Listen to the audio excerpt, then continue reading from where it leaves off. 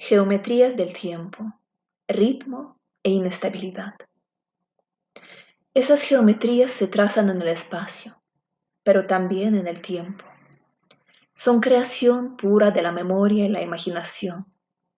Nunca se contempla sino un cuerpo en la inminencia de su estabilidad o su derrumbe. La trayectoria es al mismo tiempo recuerdo y anticipación. Esas geometrías, yuxtapuestas, síntesis de tiempo y espacio, síntesis de escucha y afección del cuerpo, son la trama de los ritmos, internos y externos, concebidos como forma y como golpe, como figura y como estremecimiento, como repetición y como espera, como ciclo y como azar. Los ritmos de la danza son no solo fruto de impulsos íntimos, responden asimismo a otros ritmos. Hay un diálogo en esta composición de pulsaciones, música, movimiento, golpes, formas que se desdoblan, secuencias de pasos que se suceden, figuras miméticas, repunte y desplome del canon. El cuerpo se quiebra, se dobla, por el agotamiento fragmentario de su impulso o bien puntuado por su propio cansancio. A este ritmo se suman otros, las modulaciones y fisonomías de los espacios, la escena, la extensión del suelo, la aspereza de la luminosidad, las morfologías de los reflejos en la piel, en la vestimenta, el contraste de las convergencias y las divergencias del movimiento, los ritmos cardíacos y el latido sutil apenas tangible, los reposos y las divagaciones de la mirada, el ritmo del retorno de la contemplación. También ritmos de otros cuerpos resuenan al enlazarse entre sí. Se decantan sobre el cuerpo para acotarlo y desdibujar cualquier contorno prescrito de su fisonomía. En consecuencia, la danza no interpreta la música, como no interpreta las otras constelaciones rítmicas. Crea espectros de tiempo, de duración, de calidades sucesivas que se acentúan y se deslavan. En la danza, el cuerpo está escrito e iluminado por esos otros sentidos, el espacio, la demora, las múltiples separaciones, las proporciones que los cuerpos combinan en las infinitas perspectivas de quien presencia el baile. Pero también están puntuados por los actos, la promesa, la espera, el asedio, la alarma, el desaliento, señalados por la súbita conjunción de los ritmos. La singularidad de las pulsaciones, los desplazamientos, teje también un diálogo de ritmos. Las afecciones del cuerpo y la mirada insinúan otros ritmos acaso más fundamentales, más secretos, más impregnados en la historia primordial del cuerpo. Un ritmo no interpreta jamás al otro, sino que emerge de esa fusión una nueva densidad de la experiencia del tiempo y de sus afecciones. La música, el espacio, se amalgaman con los cuerpos que danzan. La marea desigual de presencia, de distancias, de miradas, se transforma en afecciones que convergen en el vértice del cuerpo. Así, no hay un ritmo en la danza, no hay ritmo en sí mismo. La mera reaparición monótona y indiferente de los fenómenos, de los signos, de las calidades, o bien la insistencia de los ciclos inscrita en la circularidad de las determinaciones, no basta para construir la noción inquietante de ritmo. Benveniste, al trazar la historia de esta palabra en la tradición griega, advierte que está particularmente ligada al reconocimiento tardío en la historia de la singularidad de la experiencia estética del cuerpo. Ha sido precisa una larga reflexión sobre la estructura de las cosas y más tarde una teoría de la medida aplicada a las figuras de la danza y las inflexiones del canto para reconocer y nombrar el principio del movimiento cadencioso. Nada hay menos natural que esta elaboración lenta por el esfuerzo de pensadores de una noción que nos parece tan necesaria de manera inherente. a las formas articuladas del movimiento, que tenemos dificultades para creer que no se haya tenido conciencia de ella desde nuestros propios orígenes. Benveniste había observado que no hay tal cosa como el ritmo de las olas, que esa imagen no es sino una metáfora que surge de la experiencia de la danza. La imaginación ha recorrido un sentido inverso. No es el mar danzante lo que permite concebir la danza, sino el cuerpo rítmico el que advierte de la danza de las aguas, la mutación cadenciosa de los movimientos marinos. Así, el ritmo implica quizá la experiencia de los patrones de la reaparición de los acentos y de la gradación súbita de las emociones, sus calidades discontinuas, como signos modulados en el cuerpo. El cuerpo rítmico, había sugerido Barthes, es un cuerpo punzado, golpeado.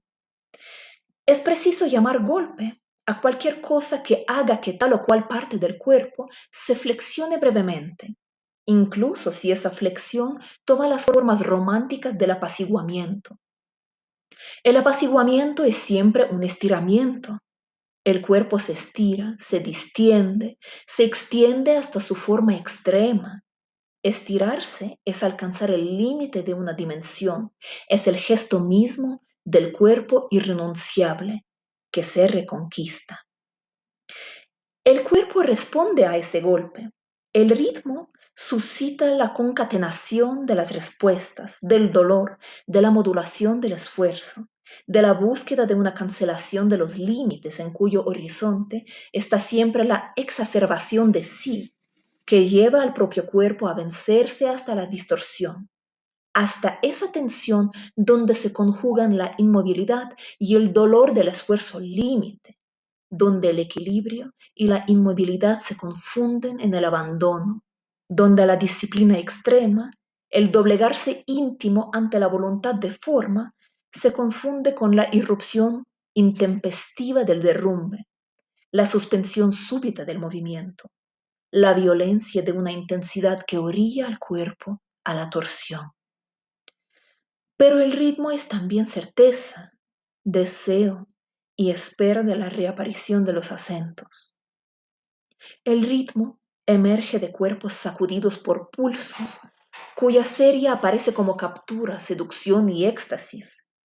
El ritmo es un accidente del sentido, un valor de la reiteración, una conjugación equívoca de la monstruosidad de la repetición y la voracidad de la espera. El ritmo es no solo el sentido que se atribuye a un patrón de pulsaciones, es al mismo tiempo una señal, una evidencia, una incitación en los pliegues, una rasgadura de la superficie expectante del cuerpo, una postergación del eclipse monótono del cuerpo habitual. La repetición, el ritmo arrebatan al cuerpo de su sopor informe.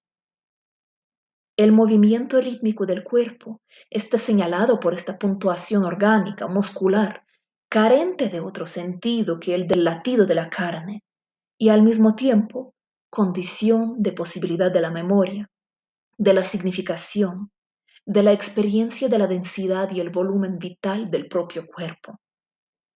El ritmo, como ha sugerido Barthes, es la condición del cuerpo punzado, y es el ritmo el que somete a una indeterminación radical al cuerpo que danza. Transforma el sentido de la disciplina en ejercicio íntimo de un rigor intrínseco a toda aprehensión del ritmo. Es un sometimiento buscado, deseable, al que se cede, que doblega el propio impulso corporal. Es el ritmo el que modela la figura según las fantasías de la expresión y del sentido.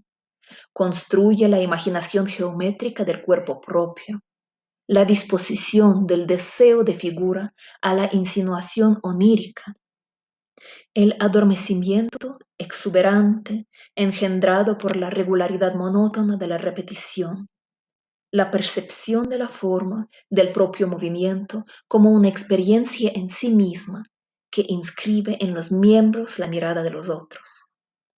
Como fundido con su imagen, el cuerpo se objetiva en la restauración imaginaria, especular de la propia figura. Esta objetivación surge de la distancia y esta del doblegamiento disciplinario, la docilidad técnica del cuerpo. La inclemencia de la técnica se enfrenta a la indocilidad de los afectos, de la emoción que emerge del movimiento y que transforma en un apego a la forma el régimen de modelación indiferente, abstracto, implacable, erigido para dibujar la efigie como cuerpo para otros, privado de otra identidad que la monstruosidad del virtuosismo. Su figura emerge entonces como una potencia modeladora de sí, como una impaciencia disciplinada que troquela en el cuerpo la distancia de la mirada. La invención rítmica arrastra ese cuerpo hasta un orden fraguado por las propias exigencias de un movimiento que desborda incluso su propio deseo. La pasión de la danza excede la gravitación en torno de un objeto. No hay sino un vértigo privado de otro objeto, la respuesta del cuerpo a este vértigo. No hay otro deseo que la preservación de esa caída en la súbita densidad de un cuerpo entregado a la sensación de los diálogos de la mirada, la fantasía de un cuerpo atravesado en todos sus ángulos, en todas sus tensiones, un cuerpo que inventa y somete sus propias sensaciones y las del mundo circundante, un cuerpo en movimiento que se yergue momentáneamente para hacer de esas sensaciones en diálogo en el instante la totalidad del mundo. Y el vértigo sumerge al cuerpo en el estremecimiento inmediato del propio impulso, sentir el propio cuerpo entregado al movimiento, replegarse sobre la sensación y la modelación de sí mismo. El cuerpo se transforma en una imagen tallada sobre el vértigo, sin tacto, incluso sin mirada. Una pura imaginación de los sentidos, el tacto, el afecto de las sensaciones, no es sino la sofocación, incluso la muerte de la danza. Es inscribir con el impulso corporal de la sensación, del tacto, en la afluencia de la mirada, el aplazamiento de los signos, la vacilación del sentido que se decanta. El tacto avasalla la pulsación del ritmo, allana la piel ante la inminencia del objeto, ante la pasión dominante del deseo.